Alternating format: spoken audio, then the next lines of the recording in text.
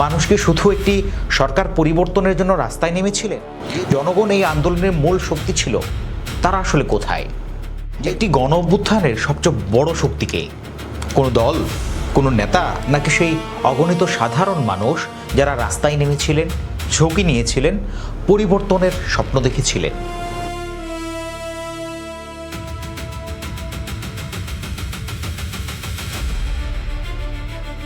যে আন্দোলন মানুষের ক্ষোভ, আকাঙ্ক্ষা ও অংশগ্রহণে একটি ঐতিহাসিক পরিবর্তনের সূচনা করেছিল, সেই আন্দোলনের কৃতিত্ব কার তা নিয়ে শুরু হয়েছে রাজনৈতিক বিতর্ক। আন্দোলনের সময় রাজপথে ছিল সাধারণ মানুষ, ছিল শিক্ষার্থীদের নেতৃত্ব, ছিল বিভিন্ন শ্রেণী পেশার মানুষের অংশগ্রহণ, ছিল দীর্ঘদিনের জমে থাকা অসন্তোষের বহিঃপ্রকাশ। কিন্তু পরিবর্তনের পর শুরু হয়েছে আরেক ধরনের লড়াই। এই অভ্যুত্থানের ইতিহাস কে লিখবে, কে এর প্রধান কৃতিত্বের দাবিদার হবে? বিভিন্ন রাজনৈতিক শক্তি নিজেদের ভূমিকা তুলে ধরছে। কেউ বলছে দীর্ঘদিনের রাজনৈতিক সংগ্রাম ও গণতান্ত্রিক আন্দোলনের ধারাবাহিকতা এই পরিবর্তনের পথ তৈরি করেছে। কেউ বলছে শিক্ষার্থীদের নেতৃত্বাধীন আন্দোলনই ছিল এর মূল চালিকা শক্তি। আবার কেউ মনে করছে সাধারণ মানুষের স্বতঃস্ফূর্ত অংশগ্রহণই এই অভ্যুত্থানের প্রকৃত শক্তি। কিন্তু এই কৃতিত্বের লড়াইয়ে একটি মৌলিক প্রশ্ন ক্রমেই বড় হয়ে উঠছে, যে জনগণ এই আন্দোলনের মূল শক্তি ছিল, তারা আসলে কোথায়? ইতিহাসে দেখা যায় বড় কোনো গণ আন্দোলনের পর এমন বিতর্ক নতুন নয়। যে আন্দোলন তৈরি হয় মানুষের সম্মিলিত শক্তিতে, পরিবর্তনের পর প্রায়ই তার নেতৃত্ব, মালিকানা ও উত্তরাধিকার নিয়ে শুরু হয় রাজনৈতিক প্রতিযোগিতা। কারণ একটি ঐতিহাসিক পরিবর্তনের সঙ্গে নিজের নাম যুক্ত করতে পারা রাজনৈতিকভাবে গুরুত্বপূর্ণ। এটি ভবিষ্যৎ রাজনীতিতে বৈধতা, গ্রহণযোগ্যতা ও প্রভাব তৈরির একটি বড় উপাদান হয়ে ওঠে।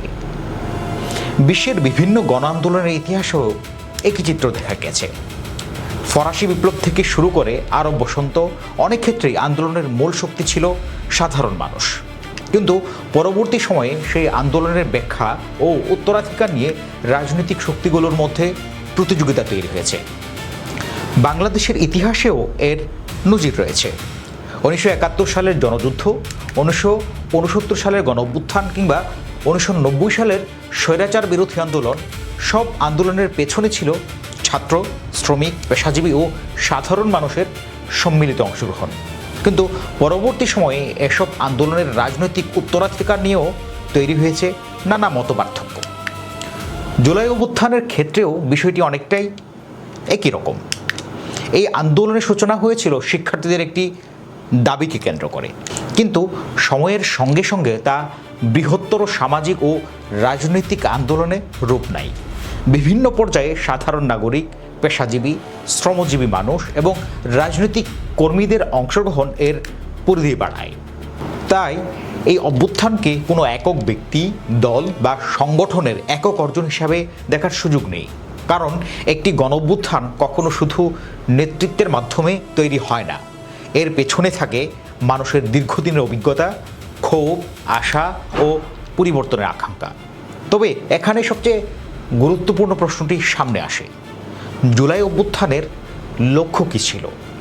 মানুষ কি শুধু একটি সরকার পরিবর্তনের জন্য রাস্তায় নেমেছিলেন, নাকি তারা চেয়েছিল রাষ্ট্র, রাজনীতি আর অর্থনীতির কাঠামোগত পরিবর্তন? তারা কি চেয়েছিল এমন একটি ব্যবস্থা যেখানে নাগরিকের অধিকার, ন্যায় বিচার এবং জবাবদিহিতা নিশ্চিত হবে? কারণ কোনো গণ অভ্যুত্থানের সাফল্য শুধু ক্ষমতার পরিবর্তনে নির্ধারিত হয় না, বরং নির্ধারিত হয় সাধারণ মানুষের জীবনে কী পরিবর্তন এলো, রাষ্ট্র কতটা জবাবদিহিমূলক হলো, অর্থনৈতিক মুক্তি কতটা ঘটল এবং মানুষের প্রত্যাশা কতটা পূরণ হলো। কৃতিত্বের রাজনীতি চলবে, বিভিন্ন পক্ষ নিজেদের ভূমিকা তুলে ধরবে, নিজেদের অবস্থান প্রতিষ্ঠার চেষ্টাও করবে। কিন্তু একটি বিষয় মনে রাখা জরুরি, গণ অভ্যুত্থানের সবচেয়ে বড় দাবিদার সেই মানুষগুলো যারা পরিবর্তনের স্বপ্ন নিয়ে রাস্তায় নেমেছিলেন। কারণ ইতিহাসে অনেক সময় নেতাদের নাম বড় হয়ে লেখা হয়, রাজনৈতিক শক্তিগুলো নিজেদের ভূমিকার ব্যাখ্যা দেয়, কিন্তু একটি গণ অভ্যুত্থানের প্রাণশক্তি থাকে সাধারণ মানুষের মধ্যেই। তাই জুলাই অভ্যুত্থানের সবচেয়ে বড় প্রশ্ন এর কৃতিত্ব কার সেটি নয়, বরং প্রশ্ন হলো যে জনগণ এই অভ্যুত্থানের শক্তি ছিল, সেই জনগণের স্বপ্ন কতটা পূরণ হলো। কারণ শেষ পর্যন্ত কোনো গণ অভ্যুত্থানের প্রকৃত মূল্যায়ন হয় কৃতিত্বের ভাগাভাগিতে নয়, গণ অভ্যুত্থানের কৃতিত্ব নিহিত মানুষের মুক্তি আর আকাঙ্ক্ষার বাস্তবায়নে। দ্য ভয়েস 24 থেকে মুক্তার আহমদ।